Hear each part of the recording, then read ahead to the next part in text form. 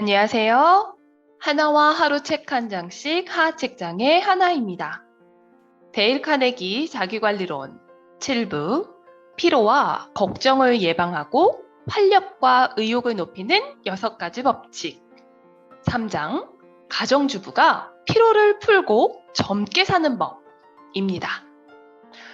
카네기는 함께 일하는 동료 한 명이 세상에서 가장 특이한 의학 수업을 들으러 보스턴으로 날아갔다고 합니다. 의학 수업이라는 표현이 잘못된 것은 아니었는데 수업은 보스턴 진료소에서 일주일에 한 번 진행되었고 수업에 참여하는 환자들은 수강 전에 규칙적으로 철저한 검진을 받아야 했습니다. 실제 목적은 걱정 때문에 아픈 사람들을 치료하는 것이 수업의 목적이었습니다. 환자들 중 상당수는 정서장애를 겪는 가정주부들이었습니다. 걱정에 관한 이 수업이 어떻게 시작되었을까요? 1930년 윌리엄 오슬러경의 제자 조셉 플랫 박사는 보스턴 진료소의 외래 환자 중 상당수가 육체적으로 아무런 이상이 없다는 사실을 발견했지만 실제로 병든 몸에서 나타나는 증상을 보였다고 합니다. 한 여성은 관절염 때문에 손을 거의 쓰지 못할 정도였고 위암 증상이 나타나 고통스러워하는 사람까지 있었습니다. 요통, 두통, 만성 피로는 물론 뭐라고 딱히 말할 수 없는 통증을 호소하는 사람들도 많았는데 이들은 실제로 고통을 느꼈지만 아무리 철저하게 검진을 해봐도 몸에서 별다른 문제점을 찾지 못했습니다. 옛날 의사들이라면 상상의 산물, 즉 마음의 병이라고 진단했을 것입니다. 이 수업의 의학 고문을 맡은 로즈 힐퍼딩 박사는 걱정을 줄이는 가장 좋은 방법이 신뢰하는 사람에게 문제를 털어놓는 것이라고 말했습니다. 박사는 저희는 그것을 카타르시스라고 부릅니다. 라고 말했습니다. 말은 엄청난 치유력을 가지고 있습니다. 정신분석은 상당 부분 이러한 언어의 치유력에 기반하고 있습니다. 프로이트 이후 정신분석학자들은 환자가 그저 말만 할 수 있어도 내면의 불안에서 어느 정도 벗어날 수 있다는 사실을 알고 있었습니다. 이것은 눈에 띄는 모두에게 징징대고 투덜거리며 폐를 끼치라는 이야기가 아닙니다. 믿고 의지할 만한 사람과 만날 약속을 잡으시고 친척, 의사, 법률가, 목사, 사제, 그 누구라도 좋습니다. 그리고 이렇게 말하십시오. 당신의 조언이 필요합니다. 제가 가진 문제에 대해 이야기하는 동안 잘 들어주시면 좋겠습니다. 당신은 제게 조언을 해줄 수 있을 겁니다. 제가 볼 수 없는 면을 파악할 수 있으니까요. 조언을 해줄 수 없다 하더라도 그저 이야기를 가만히 들어주시는 것만으로도 제게 큰 도움이 될 겁니다. 라고 말하십시오. 보스턴 진료소의 주요 치료법은 마음속의 문제를 전부 털어놓는 것이었습니다. 수업 시간에는 그 외의 방법도 사용했는데요. 가정주부라면 누구나 집에서 해볼 수 있는 방법일 것입니다. 첫째, 기운을 북돋는 글을 모아둘 노트나 스크랩북을 마련하라.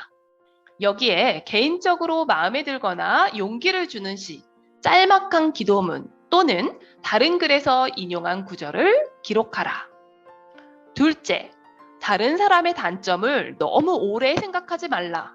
당신의 남편에게도 부족한 점이 있기 마련이다. 남편이 성인이었다면 당신과 결혼하지 않았을 것이다.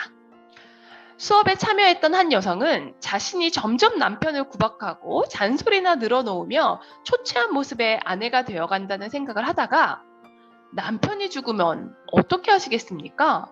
라는 질문을 받는 순간 완전히 다른 사람이 되었다고 합니다. 그녀는 이 질문에 충격을 받고 당장 그 자리에서 남편의 장점을 정리해 보았습니다. 만약 당신이 인색한 폭군과 결혼했다는 생각이 든다면 남편의 장점 목록을 작성해 보십시오. 남편의 장점을 읽고 나면 내가 찾던 남자가 바로 그 남편이었음을 알게 될 것입니다. 셋째, 이웃에게 관심을 가지라. 동네에서 함께 생활하는 이웃에게 우호적이고 적절한 관심을 보이라. 자신이 너무 배타적이어서 친구가 없다고 고민하던 여성은 본인이 만나는 사람들에 대한 이야기를 지어보라는 조언을 들었습니다. 그녀는 전차에서 본 사람들과 배경과 환경을 꾸며내고 그들의 삶은 어땠을까 상상했습니다. 어느새 그녀는 어디에서나 사람들과 대화를 나누게 되었으며 지금은 고통에서 벗어나 행복하고 밝고 매력적인 사람으로 살고 있습니다. 넷째, 오늘 잠자리에 들기 전에 내일 할 일에 대한 계획을 세우라. 보스턴 진료소 수업에 참여한 주부들 중 상당수가 끝없이 반복되는 집안일을 비롯해 이런저런 일들로 마음을 졸이고 시달립니다. 집안일은 끝나는 법이 없습니다. 가정주부들은 항상 시간에 쫓깁니다. 조급한 마음과 걱정을 해소하기 위해 다음날 계획을 미리 세워보라고 조언하자 어떤 일이 벌어졌을까요? 그들은 더 많은 일을 했고 그러면서도 피로를 덜 느꼈습니다. 자부심과 성취감이 충족되었으며 휴식을 취하거나 자신을 단장할 여유도 얻었습니다. 모든 여성은 하루 중 시간을 내어 자신을 가꿔야 합니다.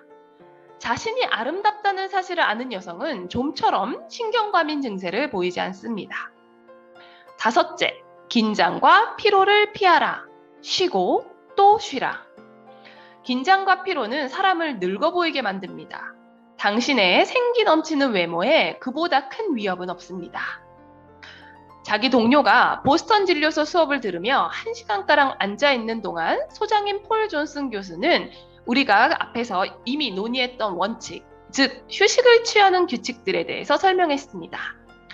다른 사람들과 함께 휴식을 취하는 실습을 10분 정도 하고 나자 그녀는 의자에 앉은 채 잠이 들 뻔했다고 합니다. 몸의 이완을 그토록 강조한 이유가 무엇일까요? 걱정을 덜어내려면 먼저 긴장을 풀어야 한다는 사실을 알고 있었기 때문입니다. 그렇습니다.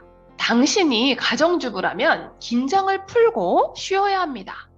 당신에게는 남보다 좋은 조건이 딱 하나 있습니다. 마음만 먹으면 어디에나 누울 수 있다는 것이죠. 심지어 마룻바닥에도 누울 수 있습니다. 희한하게도 딱딱한 마룻바닥이 푹신푹신한 침대보다 휴식을 취하기에 더 좋습니다. 바닥은 저항력이 크기 때문에 척추에 무리가 덜 갑니다. 이제 집에서 해볼 수 있는 몇 가지 방법을 소개하겠습니다.